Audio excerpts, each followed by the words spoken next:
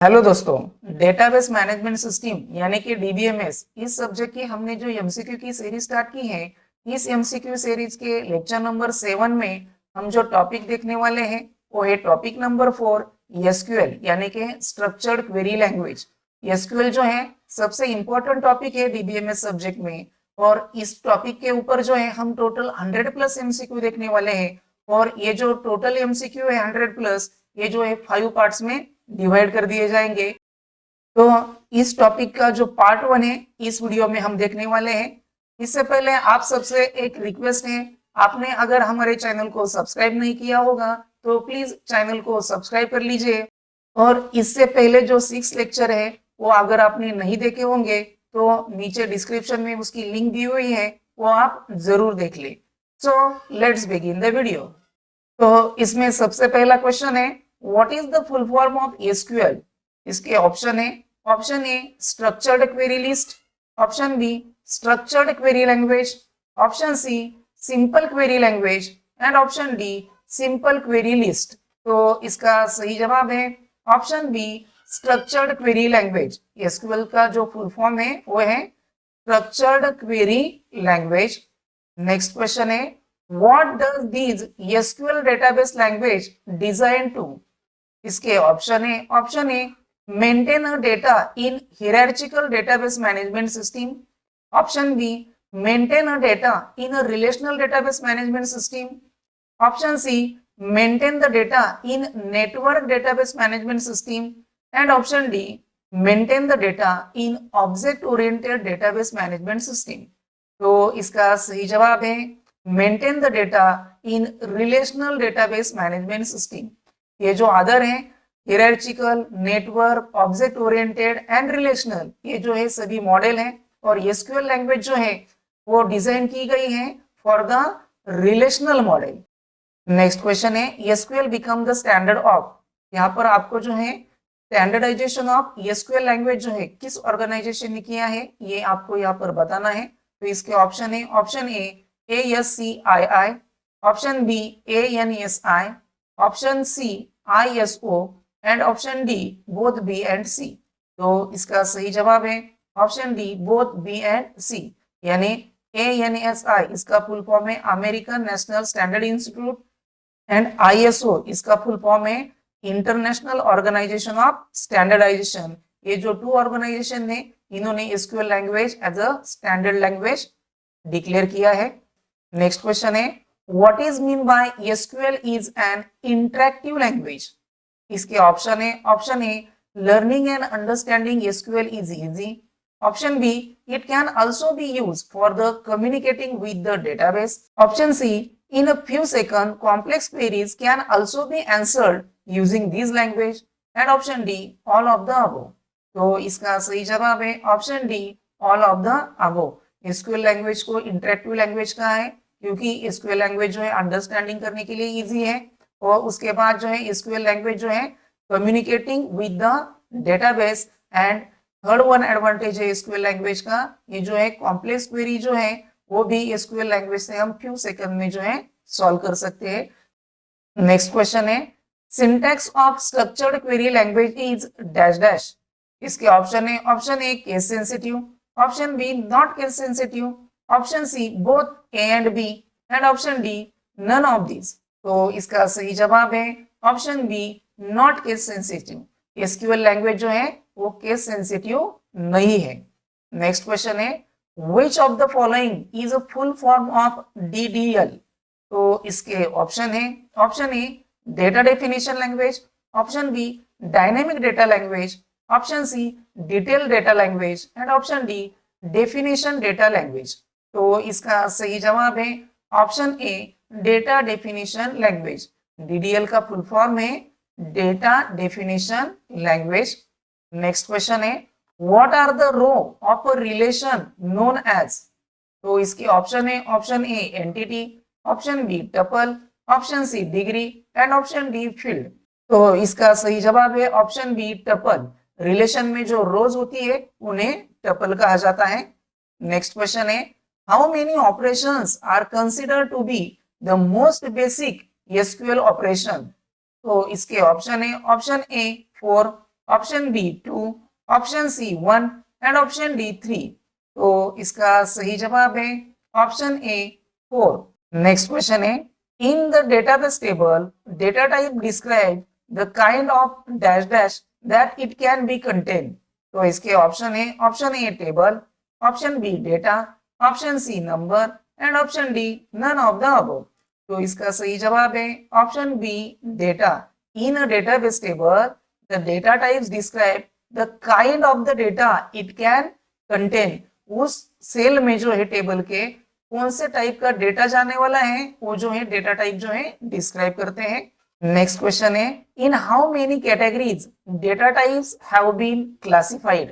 तो इसके ऑप्शन है option A 3, option B 4, option C 5 and option D 2।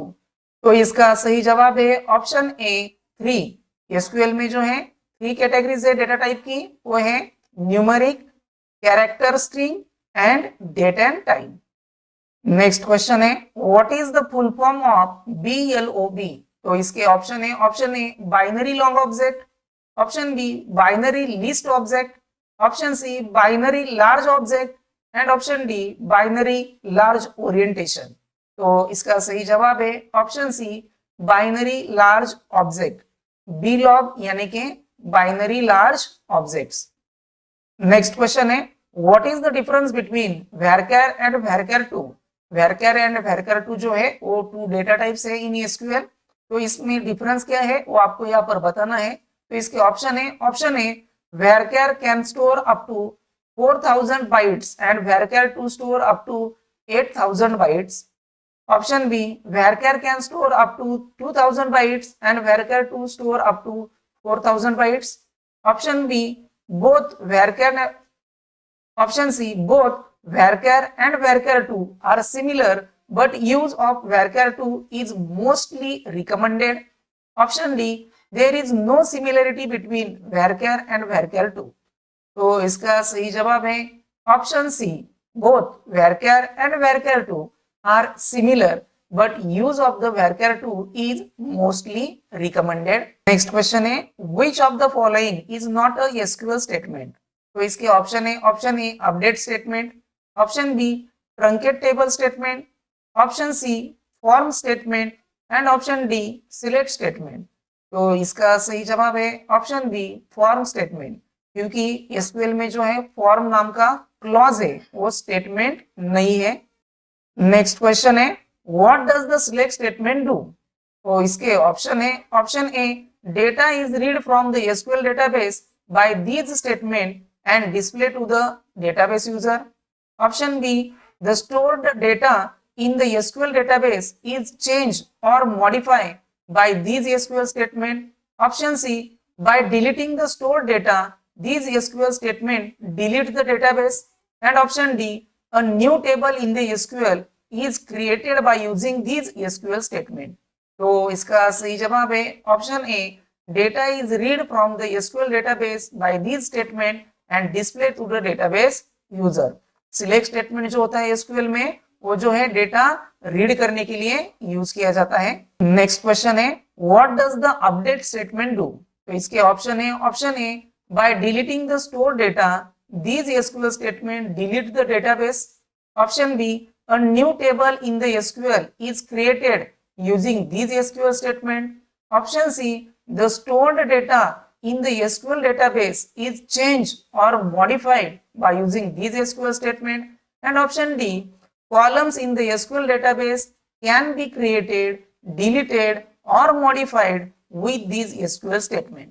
तो इसका सही जवाब है option C, the stored data in the SQL database is changed, modified by these SQL statement। Update जो स्टेटमेंट होता है वो जो डेटाबेस है उसमें चेंजेस करने के लिए यूज किया जाता है। नेक्स्ट क्वेश्चन है, what does the delete statement do. तो इसके ऑप्शन है option A a new table in the SQL is created using these SQL statement। option B, by deleting the stored data these SQL statement delete the database। option C, column in the SQL database can be created, deleted or modified with these SQL statement। and option D, by executing these SQL statement you remove the table and all the information that it contain including structure, views, permission and triggers. तो इसका सही जवाब है option B, by deleting the stored data these SQL statement deletes the database. Delete जो statement है वो जो है डेटाबेस में जो डेटा स्टोर्ड है वो डिलीट करने के लिए यूज किया जाता है। नेक्स्ट क्वेश्चन है what does the create table statement do? तो इसके ऑप्शन है, option A the stored data in the SQL database is changed or modified by these SQL statement. Option B, by deleting the stored data these SQL statement delete the database. Option C, a new table in the SQL is created using these SQL statement.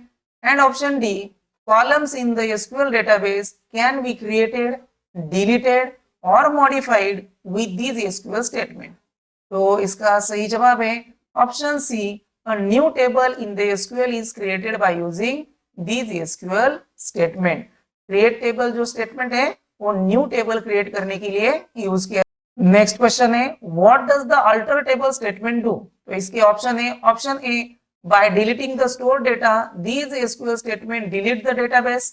Option B columns in the SQL database can be created, deleted और modified with these SQL statement. Option C a new table in the SQL is created using these SQL statement. And option D, the tables, its structures, views, permissions and triggers will also be deleted or removed with these SQL statement. तो इसका सही जवाब है option B, columns in the SQL database can be created, deleted or modified with these SQL statement.